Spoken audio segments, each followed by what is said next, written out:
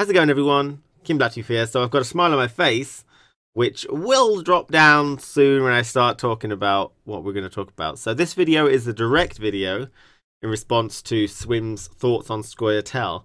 And Scoia'tael is a faction which has a lot of focused anger and frustrations towards it.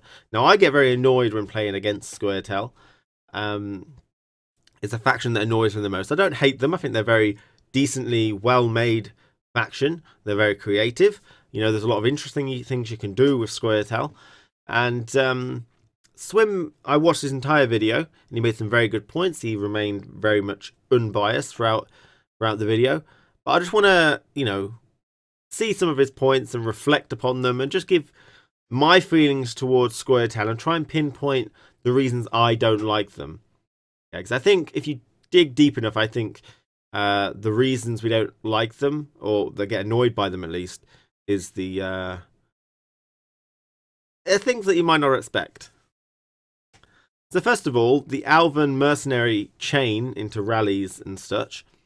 Now, this is quite an annoying thing to come across. It's very similar to a Northern Realms medic chain, where you feel like there's a little bit of luck involved, and they got a large amount of strength quite quickly, and they're playing loads and loads and loads of cards. You know, Alvan Mercenary into First Light, into Alvan Mercenary into First Light, Alvan Mercenary, and it's like, feels slightly annoying. But I don't think you can take this away from them.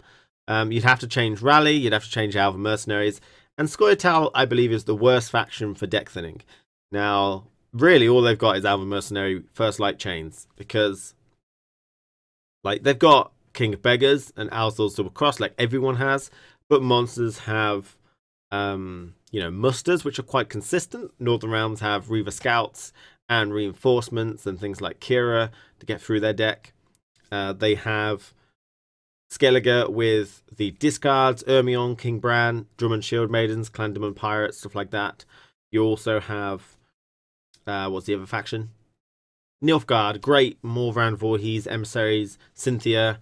You know, really good cards there with excellent potential. But Scoia'tael really only have this for the deck thinning. So you can't take this away from them. It is annoying to come across because of the reasons. It was suggested by Swin that maybe you could take their strength down to 2.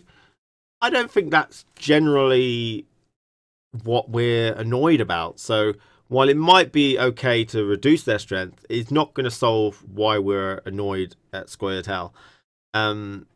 Obviously, if they get a perfect First Light chain, it's about 20 strength, because it's 4, 4, 4, and about an 8 for a Wryhead Vanguard. So, you know, it's about 20 strength, maybe a bit more if you've got King of Beggars at the beginning. But, you know, it's not really going to stop us from being annoyed. And I think that comes on to this next point. The next thing that was discussed was the Dragoons. Now, these are things which do annoy me a lot, and I'm going to put maybe about 45% of my annoyance onto a Dragoon, and the other 55 go on to something else, which I'll get to soon. But the Dragoons are very annoying because you know what's going on and can't do anything about it. So they play this 5 strength card, and then they get to buff something in their hand for 4 strength. And it's kind of like a Death Wish card, Prize-Winning Cow or the Golem for monsters, whereby you place a unit down now, and you get to save some strength for maybe another round. But with the Prize-Winning Cow, you can do things about them. You can lock them, you can damage them and destroy them so the thing pops out now, so they don't get the strength next turn. You can banish them if they're that low, like the Prize-Winning Cow, so they never spawn whatever they're going to spawn. You know, there are things you can do about it. The Dragoon, when it's on the board, you know, they've gained the strength in their hand and they're going to keep it. You can't do anything about that. Now, you can remove the Dragoon, so we can't bounce it, but that's kind of a bit of a losing war in a way. And the reason for that is it's 5 strength, so it just avoids a Manticore Venom and it avoids a Lacerate. You know, nothing really can do 5 wounding. You've got things like Vernon Roach. Do you really want to use a gold card on this? Not really. You could use Draug. Again, don't really want to use a gold card on this. So the main thing you've got is Owl's Thunder. And while Owl's Thunder is really good against certain cards like the Axeman, you know, 4, 5, or 6 strength, so it can be inefficient, but it's a really nice removal, because that can get a bit crazy, or maybe an Ancient Foglet. The Dragoon, you're using an Alzor bronze to get rid of 5 strength, but he's already gained 4 in his hand. And so that 9 value, you've removed 5, and you've used as a bronze for bronze, and he's get 4 strength up. So trading that 1 bronze for 1 bronze, you're already down by 4 strength in the total aim of the game. But again, you do stop them from bouncing it, but they might just bounce something else, or maybe they don't have blue mounting commanders at all.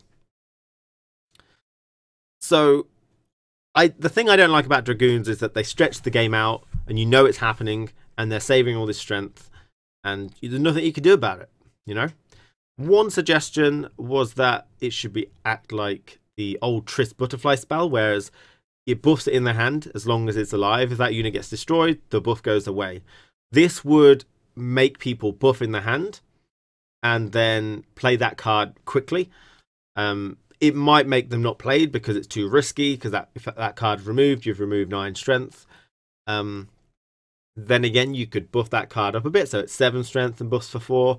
But if you remove it, because you still can with an Alzor's Thunder, then it still removes the whole buff. So if they don't remove it, you get full value. If they do, you know, there you go. So it's a bit more of a risky reward play there. But I don't know.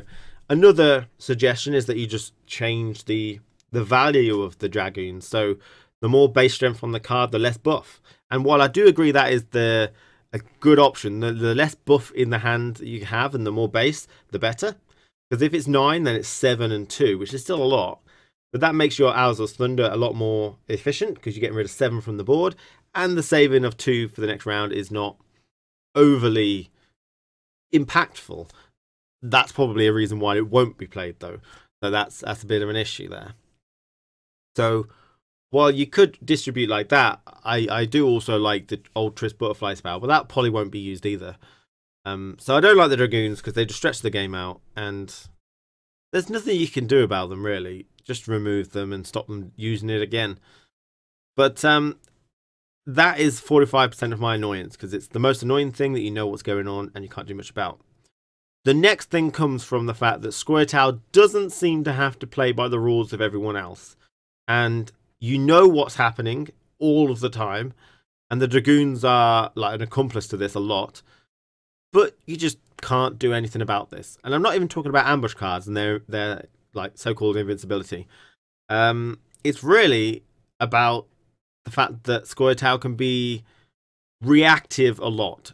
And now, Swim called them a very proactive sort of game, whereby, you know, you play Alvin Mercenaries, you can't do anything before they come onto the board, you can't do anything about them after they come on the board. It's already happened. Scoia'tael are not playing anything that has massive timers like monsters, you know, where you can defeat their entire strategy. They're not playing things like Okvist very much. They're playing things like Kieran to get card advantage. They're playing Yavin, and, you know, so they're proactive in the way that you can't, you know, you can't stop their strategy, really.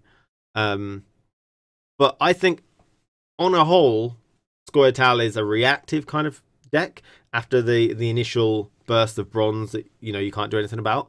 And the reason for that is that they force you to always go first. And that is just not playing by the rules of everyone else. And that comes from their deck ability. But also the card advantage they can gain, you can't do anything about. I've always said that losing via card advantage and not being able to do anything about that, you know, was something that I hated the most about Gwent at the minute. It's like, I don't mind losing via card advantage against monsters or anyone else that I felt like maybe if I'd pushed a bit harder here, I could have won, or if I hadn't played this card after he passed, I would have won. That's my fault. I don't mind about that. But with Scoia'tael, you're going to lose 1 to possibly mill the Roach if they have to go first, which is a bit of a BS tactic in my opinion as well. You're going to lose 1 to their passive ability. You're going to lose 1 to probably a Kieran or a Yavin as well. While other factions have spies too, this kind of just surmounts the ability that they can replay your spy against you. If you decoy, they can decoy yours, and they can just basically react to any card advantage you do with their own and more. And the fact that they make you always go first means they are wholly reactionary in the later rounds. And I do think the deck passive should be changed, because it's not fun Scoia'tael versus Scoia'tael. It's a bit clunky in the UI. it's pretty much always played the exact same way. So it's really just an annoying thing to have to do, is that you have to go first. If Scoia'tael had to play by the rules of everyone else, like when they win a round, they go first, I think it would be a lot more fun to play against. I don't like Kieran as well, because it's card advantage you can't do anything about. Torville I don't mind, because it's 14 strength silver, which is about average, a bit higher maybe. But yeah, it's not that big a deal, you know. But Kieran, you can't do anything but lose to stop them getting that card advantage. And so that really comes down to the crux of where I get annoyed from playing Scoia'tael, is that I know things are going to happen, can't do anything about it, but, you know, they don't have to also play by the rules of everyone else. By, like, means they can be a bit more frivolous once I've passed, because they can play more cards, because they can gain more card advantage quite easily. They can be wholly reactive with their scorches, because they'll have card advantage here and they'll have card advantage there. And it just means that I fucking hate them. That's generally where it comes from. Now, other topics that Swim talked about were Saskia, Aglaze, Shiru, these gold cards. And while I think a lot of people talk about Scorch and another Scorch and another Scorch, I don't think that's necessarily the whole issue, because I think it comes from the reactionary aspect as well, that they always get to choose what is the best thing to do, because they'll always have card advantage over you in most situations. Saskia, I believe, I don't mind Saskia right now, but only because I know 100% that it will be changed. Not from any CD Projekt Red representative, but because it's just worth so much. It's like worth 25 strength or more. It's like, when the whole game has changed due to positioning patch, she's probably one of the only cards that gives you a whole board improvement to your side. So, you know, you buff your entire non-gold units by 1, and you minus the entire non-gold units by the opponent by 1. So, like Yennefer, she does the whole board, but it can be negative and positive, so it kind of works out. Saskia is just absurd. So she's obviously going to change. So while she is a problem, I believe CD Projekt Red know that they're going to change. I trust them enough to know that's obviously an issue. And the fact that Scoia'tael can just create so many units early on, and Saskia. I mean, if Saskia was in monsters, there'd be problems as well. So it's really just Saskia there on that one. But the Aglaze thing comes back down to card advantage and how much they can protect their own strength. So if they buff in their hand, they can play this Scorch and be fine about it. They can put it on an ambush card so it can't be used. Again, they can Scorch freely. So it's just about, the Scorch is not the problem. It's the fact that they can buff in their hand and keep all their strength out. If they couldn't buff into their hand, then they would have to get strength from somewhere else. And if they got strength on the board, then Scorch wouldn't be as easy for them. And if it wasn't as easy for them, then you wouldn't feel so cheated about half the stuff. Yeah, they've got 20 strength, but it's face down, so we don't have to worry about the Scorch. It's free, because all my other strength is like 2s and 3s and 4s. Like, okay, so I've got to win by building up strength, and you can build up strength, but yours is invincible. Great, okay, thanks. It's like a better promote, really, if you know, in some respects, because it can't be shackled or, you know, then destroyed, or it can't be removed by debomb and stuff. So weather is an issue, but because of their reactive nature towards the end of the game, it just means that you don't have that choice. Now, obviously, the first light chains are quite important to Scoia'tael, so they may have used it all, but, you know, well, I think that's generally everything I wanted to say about Scoia'tael. The ability to buff ambush cards was suggested maybe they shouldn't be allowed.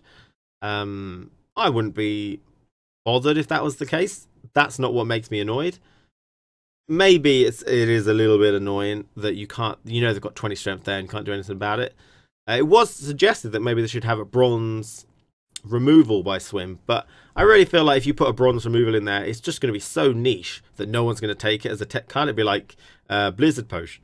Now, we haven't actually had any bronze units So if it was a bronze unit, then it would have to have pretty high strength, because if it's not versus Scoia'tael, then it's going to be useless. So it has to have some other ability, or it's a choice card, in which case it's always going to be taken. You know, so either way, I feel like a bronze removal of ambush is either going to never be used, like Blizzard, or it's going to be always auto-include, like a Clear Skies, because of the option. And if you start removing the ambush potential of Scoia'tael, then you're really removing a lot of the... I mean, what's the point in having them? If it starts to become a bit of an issue, like, I place this ambush card down, you destroy it. Can you still destroy Shiru? You know, you've got to think of the ramifications of bringing in a bronze that can destroy an ambush. Even a silver, even a gold. You know, if it's a gold that destroys an ambush, no one's taking it. Unless it's a massively good choice card. It's just ramifications. I don't feel like that's going to solve the issue. The issue, I feel, for when I'm fighting Scoia'tael is the fact that I can be, like, so blatantly stretched with dragoons. I know what's going on and can't do anything about it. And then they can play this ultimate reaction game with all their card advantage, and they can have access to anything, but they can't be hurt themselves, you know? 20 strength down there, but they can't be hurt themselves. Feels a bit cheap. Hope that's clear, because that's the end of the video. If you wanted more, then I ain't got any for you. Thanks for watching. Take care. I'll see you again very soon. If you want to comment on anything that I said, feel free to do so. But I'd like to think a lot of people agree with me. But that's, you can only tell me whether you do or you don't by actually telling me that you do or you don't. But I hope I articulated it correctly. And I really feel like that is the issue. I think I pinpointed the issue. It's not necessarily the card advantage alone, but the fact that I can't do anything about it. I know what's going on, you know, and some of the tactics are a bit cheap, like Milva Roach and Kieran. It's like, will you just stop? Will you just obey the rules as everyone else does? Make Gwent a bit, you know, as a standard card game. See ya. See ya.